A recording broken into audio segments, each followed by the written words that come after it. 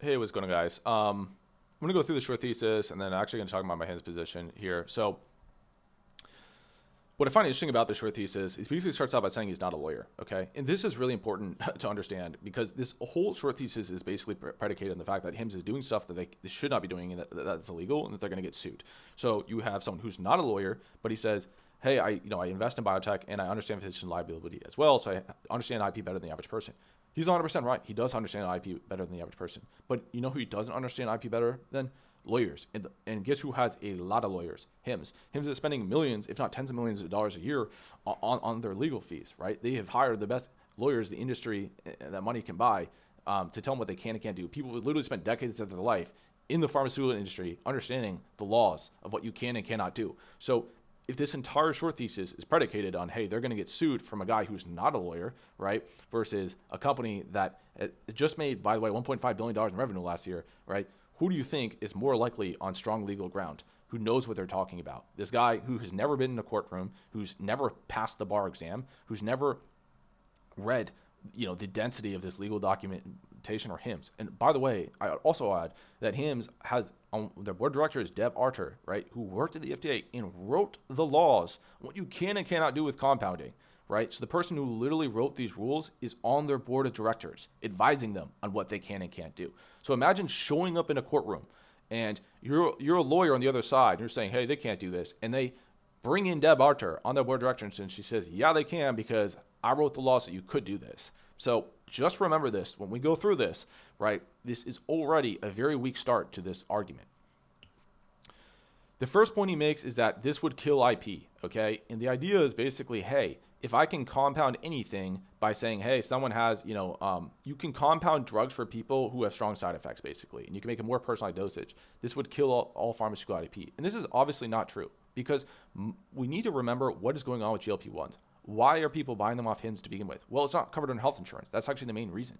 Under health insurance, these drugs are very affordable. But they're not covered under health insurance because they're very cosmetic, and they'd probably bankrupt the medical system if everyone was on GLP-1s.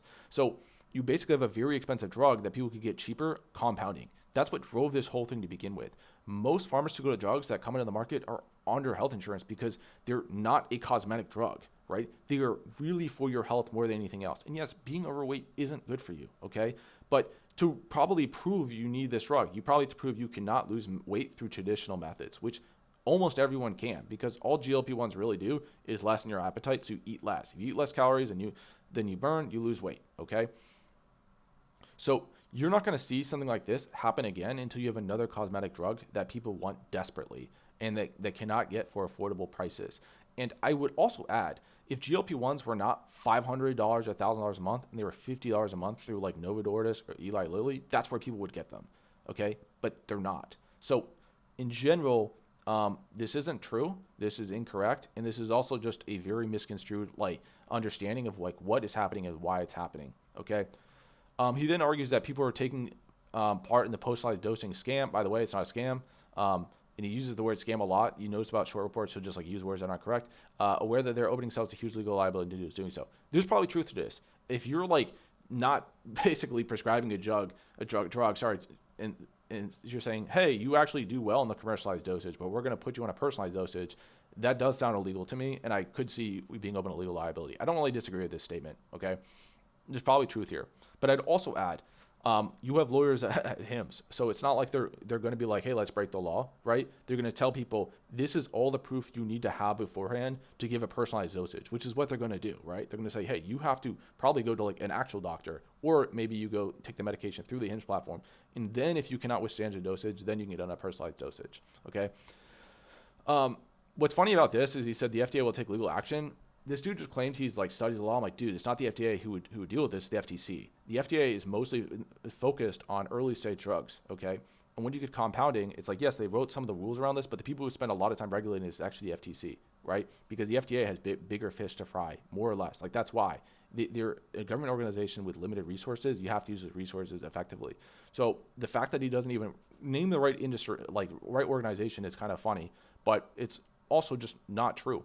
We need to think about the reality of lawsuits. When you look at a lawsuit, what is the best outcome? The best outcome is not even go through a lawsuit, because you have to spend millions and tens of millions of dollars on both sides of that lawsuit. So if you're unhappy with this and you're the FDA, what is the smart thing to do here? Sue HIMS, who's not the only company doing this, or give greater regulatory clarity on what you can and cannot do and close the loophole, right? Because you can sue whoever, but it doesn't actually solve the problem. Like, what are you suing them for as the FDA? Like, suing them to stop? But that doesn't stop other people from doing this. So the most likely course of action here is not that HIMS is sued at all. It's actually that they give greater regulatory clarity and they close this loophole and they close it through Congress. That's the most likely thing to happen here, is not for them to be sued at all. The other thing I want to point out here, by the way, is we spent this whole time talking about GLP-1s. Most of HIMS' business is not GLP-1s. Again, he says that the Super Bowl ad skirted around drug laws.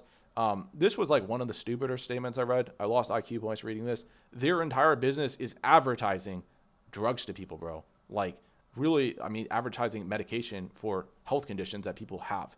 So the fact that they're going to be sued over their Super Bowl ad, right, and not sued over at this point in time doesn't make any sense. They just spent, they literally, their entire business is an advertising platform for medication. I mean, that's what it is.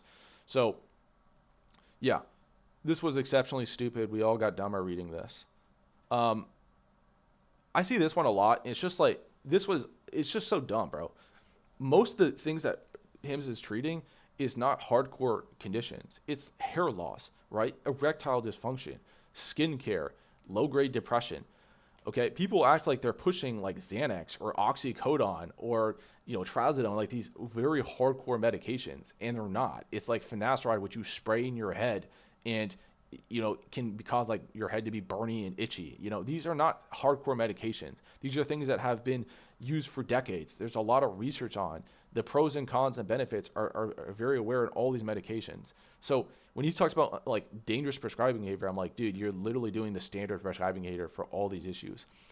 A lot of times what people talk about as like a strong argument is like, hey, someone got the medication in just a minute. That's crazy. I'm like, that's literally the point. That's the whole point of the platform, is that you don't have to call your doctor, drive there, sit in the waiting room for 30 minutes, fill out all this like medical information that's not relevant to what you're dealing with, go sit in an appointment for 5 minutes. Then they say, hey, I don't want to give you finasteride because I don't treat hair loss. So you should go see a dermatologist. And then you're going to a dermatologist. And then you're getting finasteride. And then you're paying $60 for every follow-up appointment, so on and so forth. That's the whole appeal of HIMS, is you get it easily, you get it relatively affordably, okay? And you don't have to go through that entirely bad experience. So people keep trying to sell this as like a bad thing. I'm like, dude, that is a good thing. It shouldn't take more than a minute to get a lot of these medications. If I'm bald, I know what I need, right? And that's the truth for most of the medications. For the weight loss and stuff, they should be, I do agree, like a little more cautious. But most of their business, it's a good thing you can get the medications you need within a minute. So in general, I find this, short report pretty not compelling. And I also think I actually think you're borderline retarded if you're shorting a meme stock with legitimate fundamentals. Like anyone who shorts Tesla, I think you're kind of a dumbass. Same with Palantir. And HIMS falls into that for me.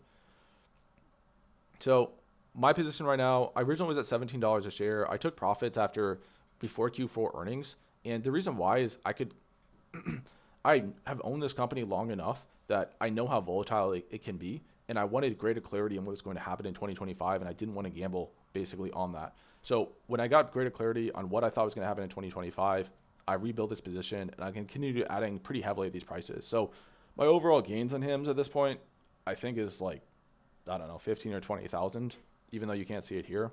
But I'm going to build this into one of my larger positions in my portfolio at these prices. So yeah, general, pretty dog shit short thesis from this guy who's not a lawyer. And yeah, that's basically it.